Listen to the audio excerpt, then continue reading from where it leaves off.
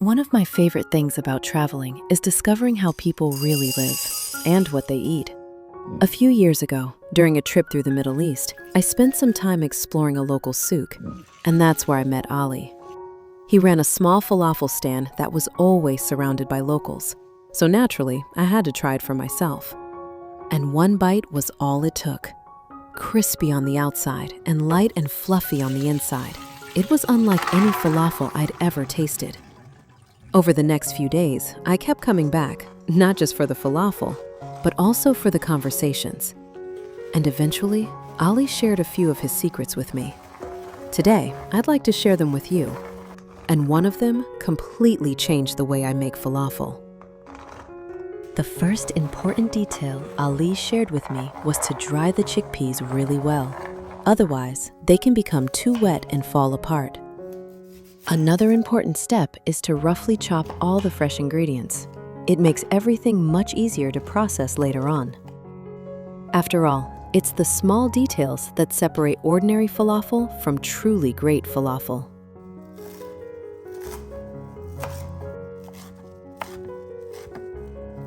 And while we're here, I'd love to ask for your opinion. It would honestly make my day if you left a like and shared your thoughts in the comments.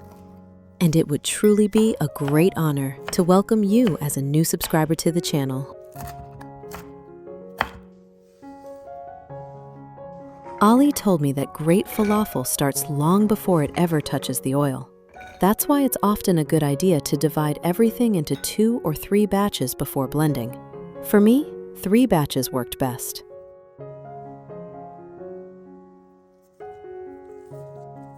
And that brings us to the next little secret, the texture of the falafel mixture.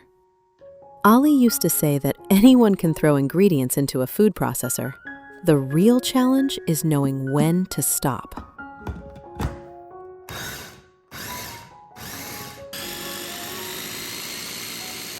The mixture should never be completely smooth. The goal is a texture similar to couscous, with small visible pieces throughout. That's what keeps the falafel light, fluffy, and moist on the inside.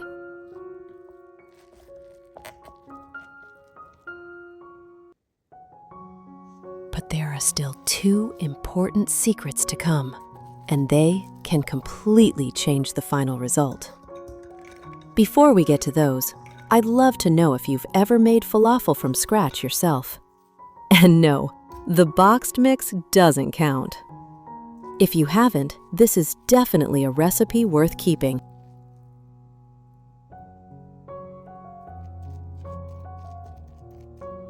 Most people focus on the spices. Ali didn't. For him, freshness was just as important. Plenty of fresh parsley and cilantro, along with a small handful of fresh mint, made all the difference. When it came to spices, he liked to keep things simple. Just salt, ground coriander, and ground cumin. That's it.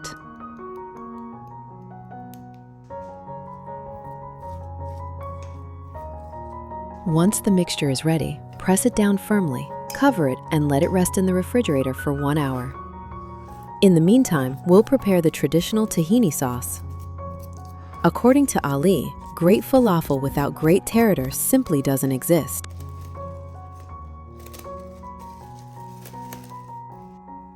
If your tahini has separated like mine, with the oil floating on top and the paste settled at the bottom, give it a good stir with a fork until it's smooth and creamy again before using it. The order of the ingredients is surprisingly important. Start with the tahini, then add the lemon juice.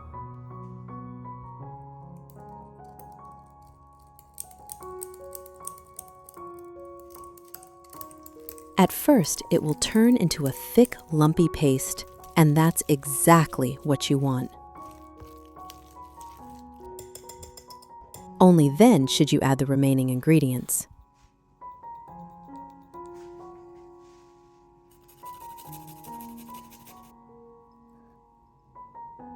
The water goes in last, little by little.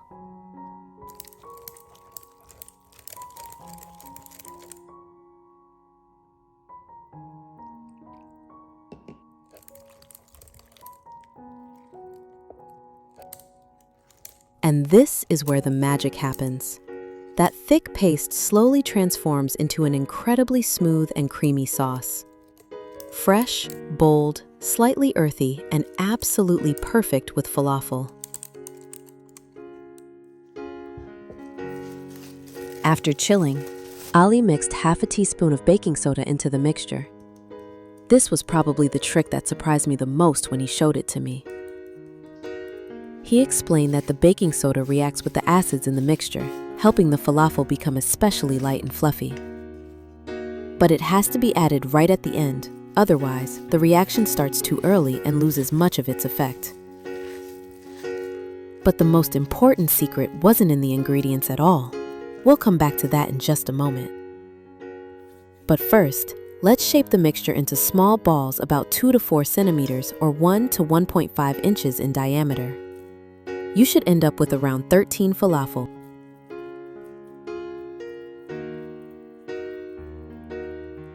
This is how normal people shape falafel.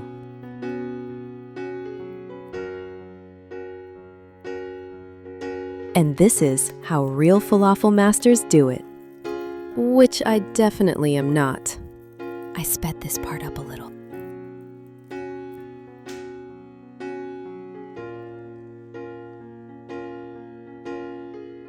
And now we come to the step that decides everything, the temperature of the oil. For Ali, frying was the holy grail of falafel making. This is where everything comes together. If the oil is too cold, the falafel will absorb too much fat, leaving them heavy and greasy. If it's too hot, they burn on the outside while staying raw in the center. Perfect falafel, he said, should crunch loudly when you bite into them, while staying light, fluffy, and juicy on the inside. And in just a moment, we'll put that theory to the test.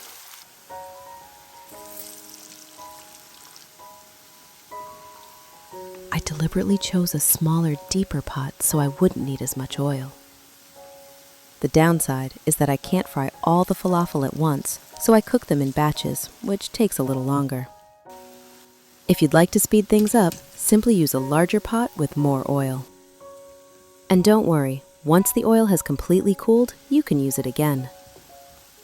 Or, if you regularly use a deep fryer, feel free to use that instead.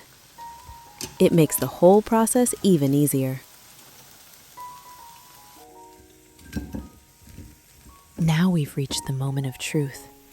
Let's see if Ali's secrets still work as well as I remember. Thank you so much for spending a little time with me today, and I'll see you in the next video.